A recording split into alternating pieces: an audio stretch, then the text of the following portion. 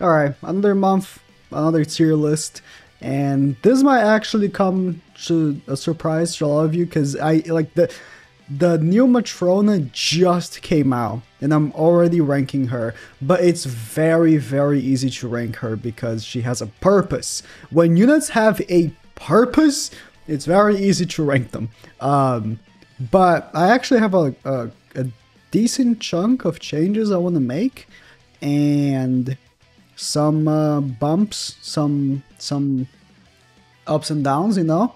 But in general, I think that we got a pretty nice ranking here for our new units. I think first, before making some of the moves, I do want to rank Galfer because Galfer is the festival, and it's very like any festival release shakes up the whole meta and how certain units are. Like, for example, I would not rank Twigo so high if not for Ban. You know, when Ban came out, he brought up all these units that came to his team with him, and so does Galfer. So Galfer goes all the way up. If you use Galfer, if you've seen videos using Galfer, you know this man is absurd. And he goes all the way up for me. He is one of the best PvP units in the game.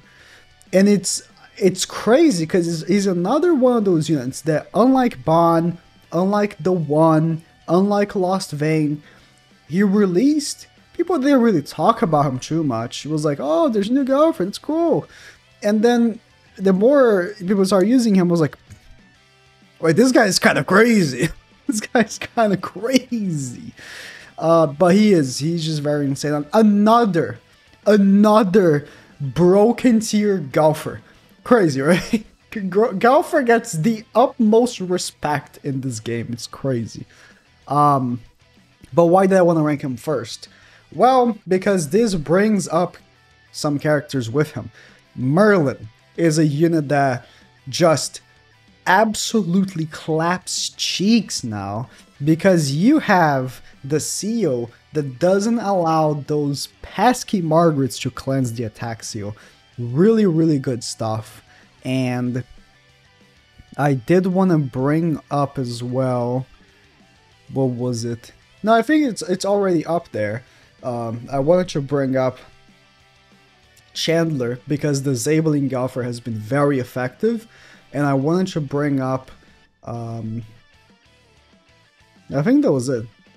There was no one else really that I didn't already have a good ranking for that is actually good with Galfer. Oh no, I did want to actually bring up Festival King. Now, next month I might bring him down again. He's in a very volatile position there, but with Galfer, he is unironically good. I should put Hendrickson as well. It's like you can't have Galfer and not have Hendrickson. It's unironically good.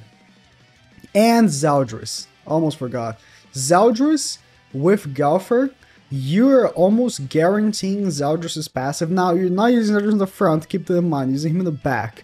You're basically guaranteeing Zeldris' passive by debuffing them, and you can use other characters that aren't unknown. Like, for instance, if you're using, for example, Ram, you're only boosting unknown characters, and a lot of y'all might not even have Ram. So, if you don't have Ram, Zeldris is in a great position here, where he's helping a lot. Now, I want to bring some units down. They're completely unrelated to Galfer, but I think it's finally time for him to bring down Starosta. The game just isn't really allowing him to shine anymore as much as I want to. Top 3 favorite units in the game for me still to this day, but it's just how things are. It's just on PvP he's not that great anymore, and on PvE activities just aren't made for him anymore. So it's unfortunate, but it is what it is. I am actually bringing down Red Derriere as well, Red Derriere is the exact same situation of Estarossa. The game isn't made for Red Derriere anymore. The game is not allowing units like Derriere to shine as much as she used to. She's still in a very high position of the tier list, don't get me wrong. She's still great for Crimson, but that's it. Like, tell me another somewhat challenging PvE activity that Derriere is good for. There is none. It's just the activities in the game are almost in a way made to counter her. It's crazy, but it is what it is.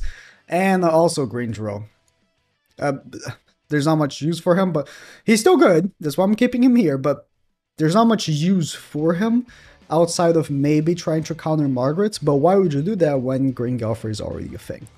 So I was tempted to also bring down Green Diane.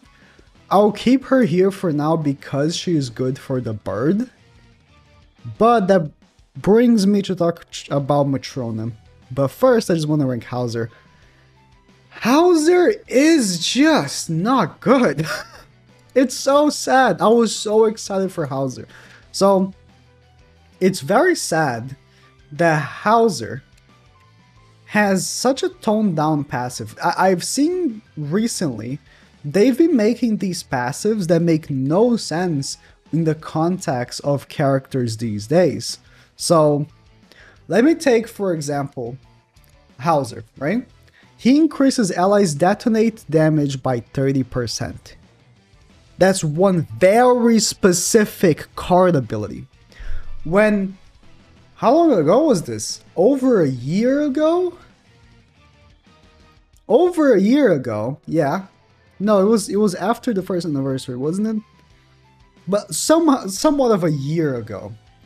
Hendrickson came out, and he increases all of allies' damage dealt with debuff attacks by 50%. Basically a year ago, this unit came out, and it gives 50% to all debuff skills. Excludes deathmatch. All debuff skills. And Hauser is 30 less percentage for a very specific skill. I don't get it. It's very similar to this right here. Mikasa, a unit that came out so long ago, has the same passive as Mono, a unit that came out very recently, but Mono's passive has a restriction that Mikasa doesn't. It's like, what?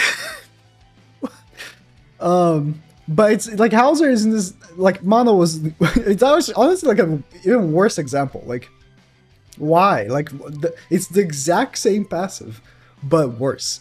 Straight up worse. While maybe we can make a point for Hauser, I don't know. But Hauser has old unit stats, which doesn't help. He has very low stats. And in general, he's just not a very, very great unit because of that. Maybe somehow in the future, a unit's gonna come out that will help him. But for now, there's just not much of a reason to use him in general. I will still give him A tier because he can be decent with Ban, but in any case, using Griamore is just better. Now, are there any other changes I want to make before Matrona? Maybe there are. I'm just not thinking about it right now. Goddess Liz, I do want to bump her down. I'm not doing that today, but you can see less and less of Goddess Liz each day on the meta, which is very, very great. Using Galfer in general, you absolutely demolish Goddess Liz. She can't do anything against you. Literally nothing. So, less and less Goddess Liz's are in the meta currently, which is very great. Won't bump her down yet, but I'm planning to. And I wanted to actually...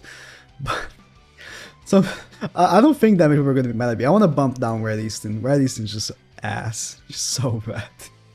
She's so bad. Definitely also want to bump down Blue Melascula with that. There's like...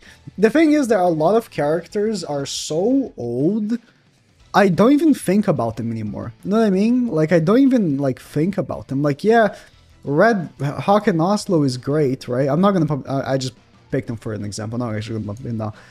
Is, like, great, right?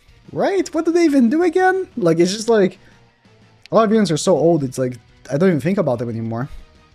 And a lot of units maybe should have been bumped down, like, kind of, maybe a while ago. I just don't really actively think about them. I mostly think about, you know, new units, and especially units that are already at the top as well. Units that are like A tier and stuff, I just almost forget they exist.